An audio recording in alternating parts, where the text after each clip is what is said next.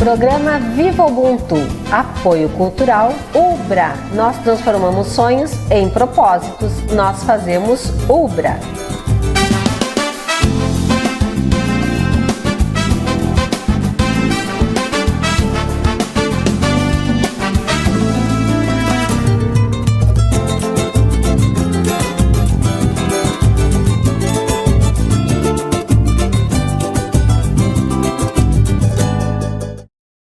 Programa Viva Ubuntu, um programa lindo da TV Santa Maria que a gente faz para você com muito amor, com muito carinho, com muito cuidado, para que você conheça a nossa comunidade negra. Afinal de contas, onde estão essas pessoas, o que fazem, como contribuem para que Santa Maria seja Santa Maria de todos e todas nós. E nós estamos nos lugares mais diversos, fazendo as mais diferentes profissões, colaborando para que Santa Maria seja essa cidade universitária, essa cidade pujante e principalmente uma cidade de oportunidades para todos e todas.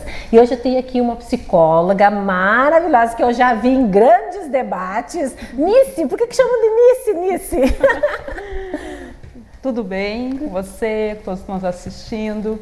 Nise pela finalização do nome, né? Helenise, então ficou Nise desde criança, né? Então até os pacientes chamam de Nise, né? Ficou assim.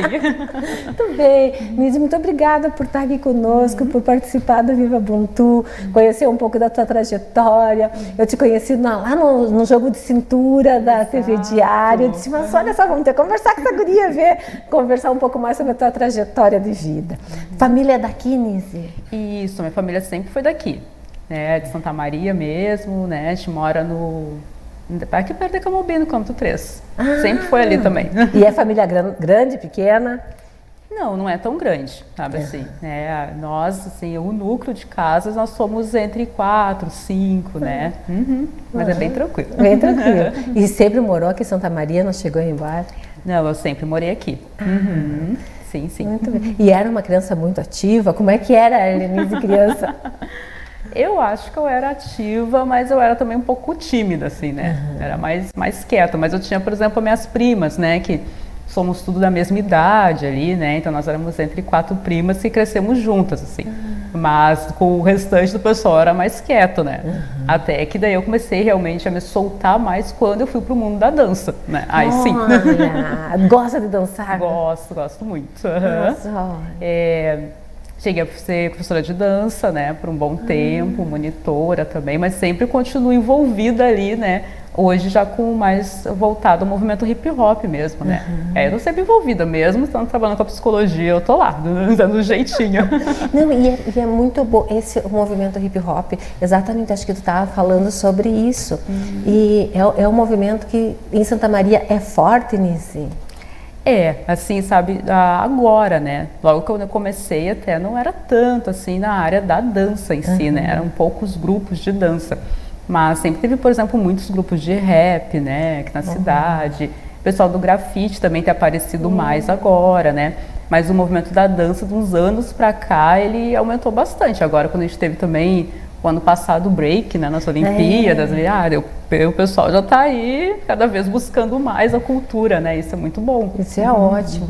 E esse envolvimento vem por causa da escola? Como é que foi que tu se incluiu nesses projetos de dança e hip hop? Foi assim, eu comecei a dançar na escola, né, em um projeto bem antigo que tinha aqui na cidade, que levava as danças para as escolas, então para as periferias ali e tal. Comecei assim, porque a dificuldade de fazer amigos, né? Aí até uma colega que me enfiou assim, tipo, te inscrevi, lá vai lá, né? E eu, não vou, eu tinha teste, né? Muita coisa, passei, né? Porque eram muitas crianças para uma sala pequena, né? E dali, então, eu comecei, tipo, em 98 e nunca mais parei. Aí lá por 2002, 2003, eu participei do primeiro grupo de hip hop da cidade, né? Que eu participei, foi Mechanic Street Dance, do professor Vitor, né? Do Vitor Escobar. Dali em diante eu fui projetos, né? E cada vez adentrando mais na cultura. Aí fui para outro grupo agora, né? O Movimento de Rua. E ali fiquei, né? Então, de alguma maneira, eu tô sempre. Aí os projetos eram feitos por nós mesmos, né? E íamos para as comunidades daí, né? Dar aula, monitores. Até agora a gente montou um, né? Então nós vamos lançar mês que vem. E daí as aulas vão ser feitas no Museu 13 de Maio. Né? Então estou sempre ali no meio, entendeu? É uma cultura maravilhosa que eu me apaixonei, assim, de verdade. É uma maneira que eu conseguia porque eu sempre, de alguma maneira, queria ajudar as pessoas. Desde muito nova, tipo assim, não sabia fazendo o quê, mas eu queria ajudar. E dentro do hip hop eu percebi que ele é uma cultura muito inclusiva. Então era muito fácil de trabalhar com as crianças e com os adolescentes, porque afinal já fazia parte do núcleo deles aí. Já ouvia o rap, já sabia algumas coisas, né? As letras tinham a ver com a vida também, né? E aí era uma maneira da gente conseguir diminuir a evasão escolar ali, acontecia bastante por causa dos projetos, né? E se integrar eles na sociedade, né? Tirando um tanto ali da questão da violência, como a gente está vendo agora um crescente, né? Acho que falta agora um pouco retomar essas questões mais dentro da periferia, né? É verdade.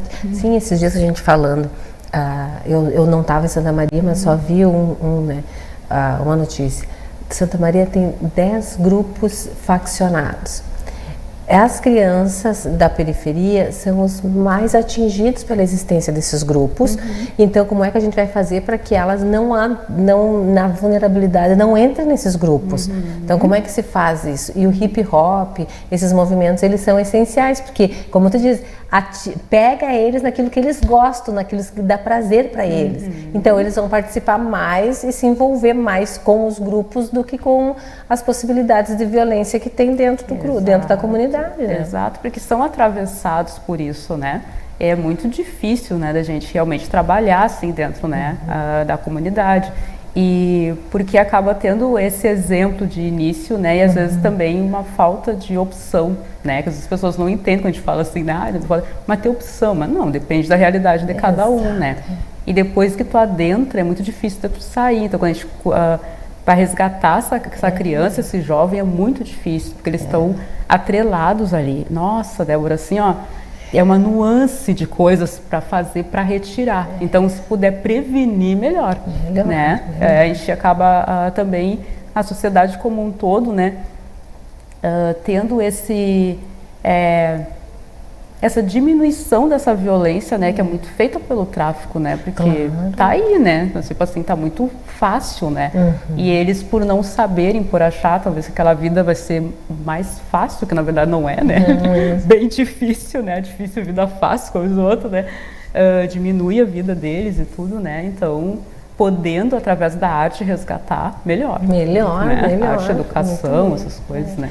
E como é que essa nice que cresce dentro da periferia, como é que participa de movimentos, então acaba se engajando nesses movimentos que são movimentos sociais. Como é que ela vai para a psicologia? Não foi para dança? Exatamente. Isso é uma pergunta que vem muito, sabe? O que tu foi fazer lá? Porque o maior natural seria que fosse fazer dança, não é, Sim, exato. Muita gente fala isso, pergunta disso, dança, educação física, porque afinal, eu cresci, né, tipo, dos 10 anos até, né, todo o tempo envolvida ali. O que aconteceu? Justamente por estar nos movimentos sociais, né? Pensei, às vezes, falei assim, fazer dança, né? Porque afinal já dava aula mesmo, me disse, fazer dança. Aí não tinha Santa Maria na época, que o curso é novo ainda, né, na cidade. Aí eu pensei, educação física é um caminho, né? Porque, claro. Né? Aí o que aconteceu? Eu fazia trabalhos voluntários, né, por muitos anos numa sociedade espírita, bem perto da minha casa. Eu cresci lá também, né? Só que daí, óbvio, a gente foi ficando adulto e eu começou a vir muitas pessoas questionar várias coisas. Tipo assim, então, às vezes entregar um risoto e uma pessoa contar a vida dela. Porque não sei o quê, né? E aí, ia entregar uma cesta baixa, tinha que parar uns 10, 15 minutos. E eu ficava assim pensando, aí eu comecei aquilo na minha cabeça, né? Eu acho que falta uma coisa aqui, né? Falta eu saber, bem assim, veio na minha cabeça, falta eu saber alguma coisa a mais para mim poder ajudar essa senhora, porque eu não tenho que eu falar para essa senhora, né? Então, assim, eu não estou conseguindo, né, ajudar ela. E daí eu pensei assim comigo, não, eu preciso saber de alguma coisa. Mas até então, aí a gente veio muito da nossa questão da negritude mesmo, né? Eu nunca tive acesso ao psicólogo. Exato. Nunca nem pensei em ir, não sabia nem o que era. O que eu sabia era Freud, deu id, ego, superego, mas não sabia o que era o quê. Também era voluntária na Feira do Livro. Leio, devoro livros, assim. E era tudo assim, Débora, uma coisa que parece muito colada, assim, uma na outra. Peguei livros de psicologia e comecei a folhear. E daí eu comecei assim, é isso aqui que eu preciso, meu, sem entender muito bem. É isso aqui que eu preciso estudar isso aqui, porque eu vou conseguir juntar tudo. Tanto quando eu trabalhar com as crianças na periferia, quanto nesses trabalhos também. Então, eu fui para a psicologia pensando nesse trabalho voltado para a comunidade. Então, por isso que eu saí né, do hip hop, da dança e caí na psicologia. Não, e é essencial, porque essa compreensão daquela pessoa que está ali na tua frente, o acolhimento dela, essa orientação. Olha, a gente vê assim, às vezes as pessoas assim, teve um professor, teve uma fala, teve uma conversa que mudou a vida dela. Exatamente, exatamente. Então, a importância disso. E aí, assim, ó, não é falar qualquer coisa, né? Com certeza. Tem que saber. Então, essa tua noção de ir buscar o conhecimento para poder ajudar é essencial. Assim, isso, e eu trago muito isso, sim, quando eu comecei a avançar mais no curso, né, de psicologia, comecei a me dar conta mesmo, né, do que era a clínica, né, esse trabalho comunitário, enfim. E eu lembro até hoje, assim, de uma professora maravilhosa que a gente tinha, e ela explicou tão bem aquela aula, aquela importância da nossa escuta e da fala, que eu fiquei, assim, preocupadíssima, né. Aí eu cheguei, assim, falei, eu comentei com a turma toda, assim, né, dei uma opinião, falei assim, cara, com a nossa fala a gente cura e com a nossa fala a gente mata. Olha a responsabilidade que a gente tem. Quando uma pessoa vem fragilizada, não falar qualquer coisa, não desdenhar, a gente tem que realmente saber o que vai dizer, né? Ou então não dizer nada. É preferível não dizer nada do que tu falar alguma coisa que vá minar ainda mais aquela, né, autoestima da pessoa, enfim, tudo, né? Não, eu acho lindo. Eu sou da área do direito, então tem duas áreas que são muito afins com o direito, que é o serviço social e a psicologia. Porque tanto o serviço social vai aplicar, enfim, e tá lá no campo, e a psicologia até o entendimento. Então, quando a gente está com o aluno de direito, eu sempre digo, olha, essa pessoa que vem dentro do escritório de advocacia, às vezes ela vem buscar realmente alguma coisa jurídica. Muitas vezes ela acha que ela veio buscar o jurídico e ela não veio buscar o jurídico.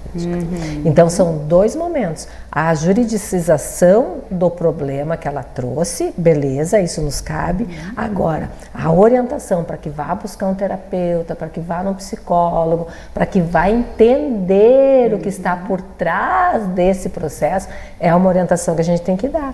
Principalmente, por exemplo, eu que trabalho no direito penal e processo penal. É doído muitas vezes ali. Direito de família, o trabalho. Então, às vezes, as pessoas se agarram num processo judicial como se fosse a salvação da vida delas. Não, o processo judicial não vai resolver a dor que ela está sentindo, não vai resolver a agressão psicológica, verbal que ela foi submetida, né? E eu trabalho com o direito da mulher, que é a violência doméstica, que está alicerçada exatamente nisso. A gente vai fazer um intervalinho e já volta.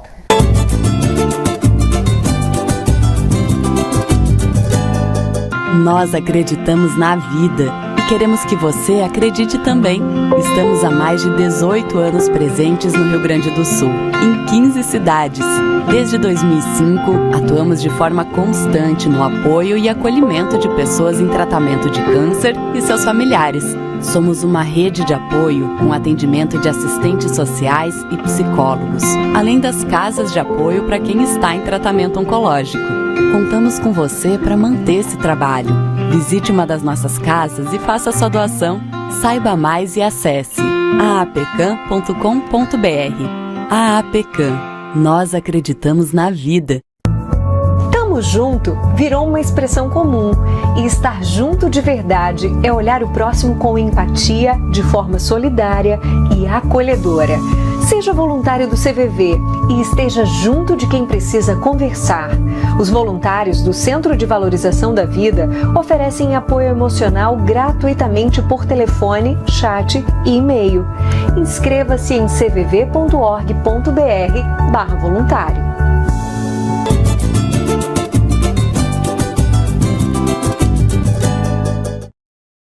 programa Viva Ubuntu, hoje conversando com a psicóloga Nise.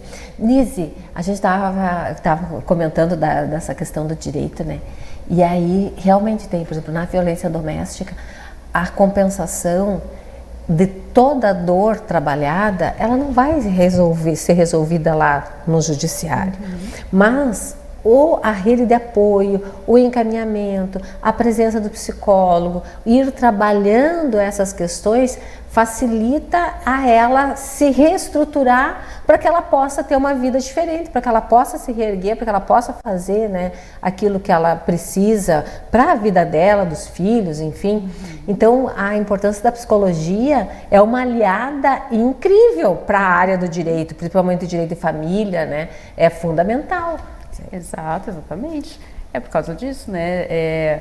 Como eu vou viver apesar de tudo que foi me feito, né? Eu não estagnar naquela dor, apesar de ser muito horrível, né? A gente sabe que existe, a gente até palestra, conversa muito sobre isso, estudos, que existem alguns traumas que não são ressignificados. A gente aprende a caminhar ali, mas eles junto, né? A viver, apesar de tudo isso que aconteceu. Então, como que eu vou trabalhar o meu auto-perdão, né? Como que eu vou trabalhar o que muitas vezes chega no consultório, a pessoa diz assim, mas como é que eu deixei chegar a esse ponto? Então, eu preciso trabalhar com o auto-perdão dessa mulher primeiro. Saber que tem como ela ter um futuro brilhante, maravilhoso, apesar de tudo que passou. Mas é um processo longo, assim, desse trabalho de aceitação e desse passado, né? Que vai ficar marcas, porque eu vou lembrar, e tem isso também, né? A pessoa procura um psicólogo para esquecer, você não tem como. Tu tem memória, tá com memória boa, tá com saúde, tu não vai esquecer. Então a gente vai trabalhar, a gente vai viver apesar disso. Isso aqui vai fazer parte da tua história, mas tu vai seguir em frente e a gente vai conseguir. A gente realmente, assim, o meu trabalho dentro da psicologia é dar a mão. Você fala assim, dá a mão para mim, agora tu não vai soltar? Porque eu só vou soltar se tu soltar. Porque eu vou até o fim, né? Não importa passar anos, nós estamos aqui, né? Só vou soltar se tu soltar. E a gente segue, então, por mais difícil que seja a trajetória. É verdade. E tu fizeste a psicologia aonde? Eu fiz na FISMA, na Faculdade Integrada Santa Maria aqui. Eu fiz lá. E me formei daí em 2018. Já tem um tempo. E tu chegou a fazer pesquisas na área de negritude? Aí foi muito interessante falar sobre isso, né? Como eu caí lá, né? Porque o curso de psicologia, até então, quando eu fazia, nem se falava sobre, né? Então, né? O racismo tá aí, mas tipo, né? Não interfere. Não era assim visto como causador de algum transtorno mental, sofrimento, né?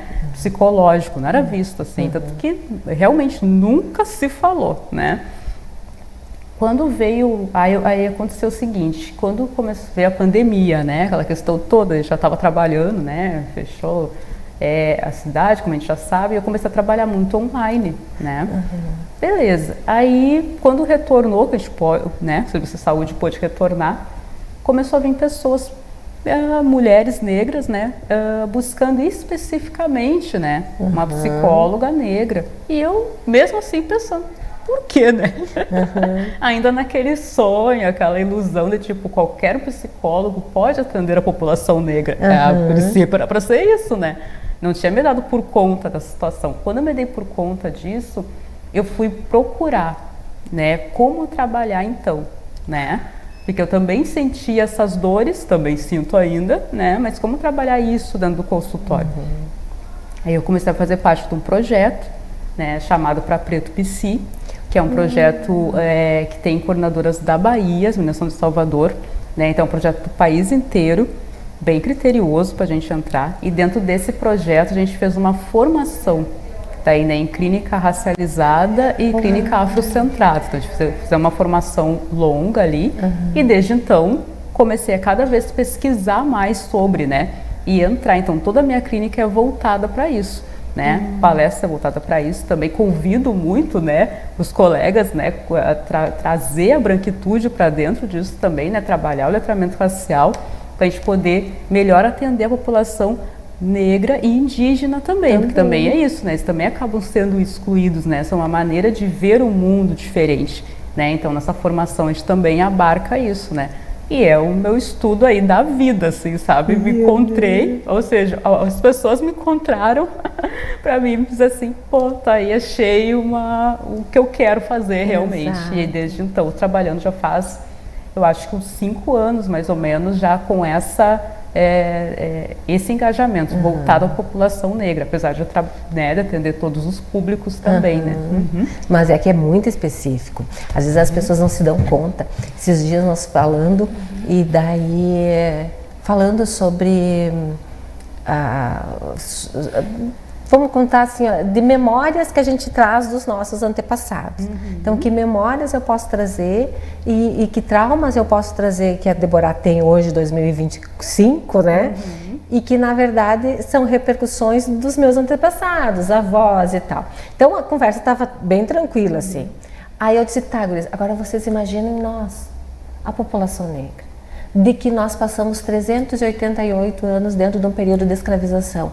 O que chega para Deborah em 2025, daquele período, que são memórias que vêm ao longo do tempo e que muitas vezes me travam hoje para fazer isso ou aquilo, são traumas que podem vir, que é de um período que eu, tecnicamente, eu não vivi, mas que chegam até mim. E aí, se eu pegar um psicólogo que não tenha, e aí essa caracterização de racialização, ele não vai compreender nunca isso. Porque ele está vendo a Deborah aqui, então é a Deborah aqui, mas eu sou a tradução de todas as vidas que vieram antes de mim, que me propiciaram estar aqui. Exatamente, a nossa ancestralidade ali, ela é muito sanguínea, né? Ela é muito interna da gente, assim, é bem interessante, você vai aprofundar mesmo, assim, essa ideia, porque eu percebi muito relatos dos próprios pacientes, né? E aí foi quebrando aquele mundo rosa, assim, né? Da psicologia, assim, meu Deus, que é isso? Né? Precisamos fazer alguma coisa com esses colegas, né? Também. E que a pessoa chegar e contar, por exemplo, que eu não estou conseguindo, que eu não como, né? Ou seja, desenvolver uma anorexia. E que essa anorexia tem a ver com todo o quadro de racismo que eu passei, dos abusos que eu sofri. O psicólogo, dentro da sua branquitude, sem nunca passar por isso, sem nunca nem pensar nisso, ele não entende.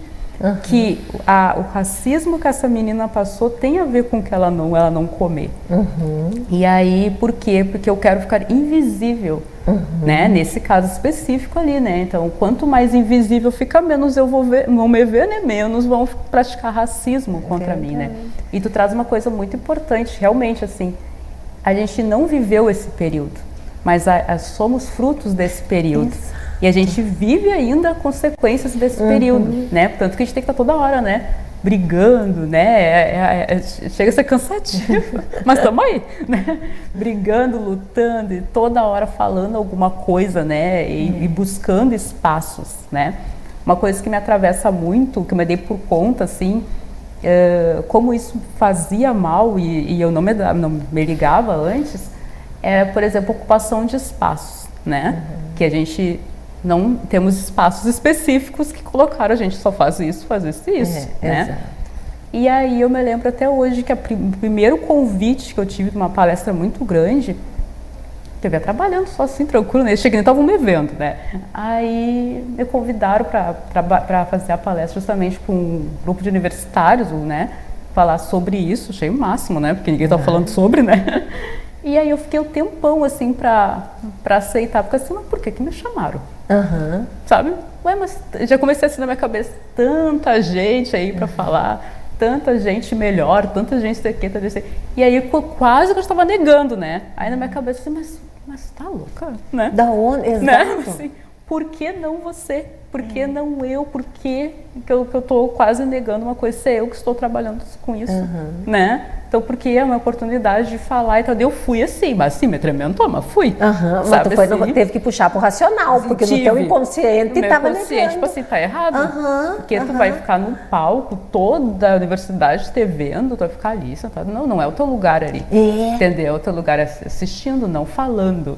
E isso é coisas que, tipo, ninguém nunca me falou. Me falou assim, ai, Nise, não é teu lugar no palco. Ninguém me disse isso, mas na minha, sabe, inconscientemente, meu lugar não é aqui, meu lugar é estar escondidinha, ali no cantinho, sabe, quanto menos...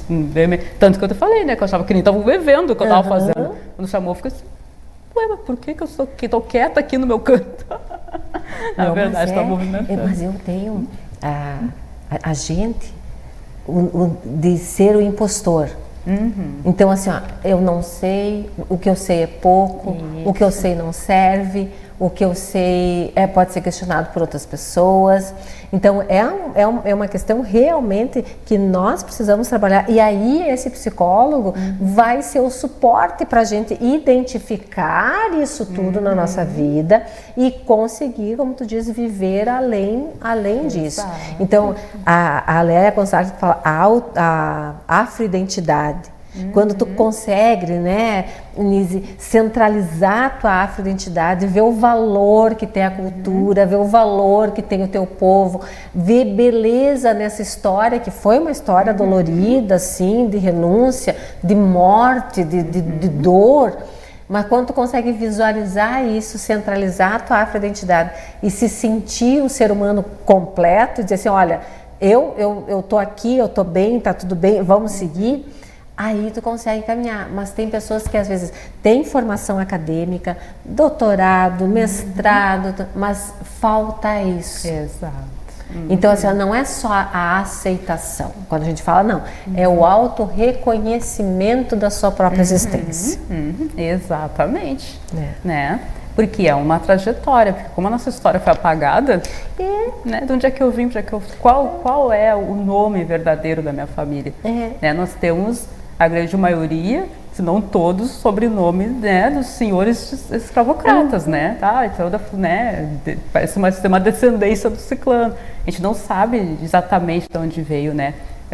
Sabemos, mas temos que ir atrás dessa história, né? E quando a gente vai atrás e não fica só focado, né, no que foi feito para nós através da escravização, ou seja, de todo aquele sofrimento, aquela dor, que é isso que querem que a gente lembre sempre.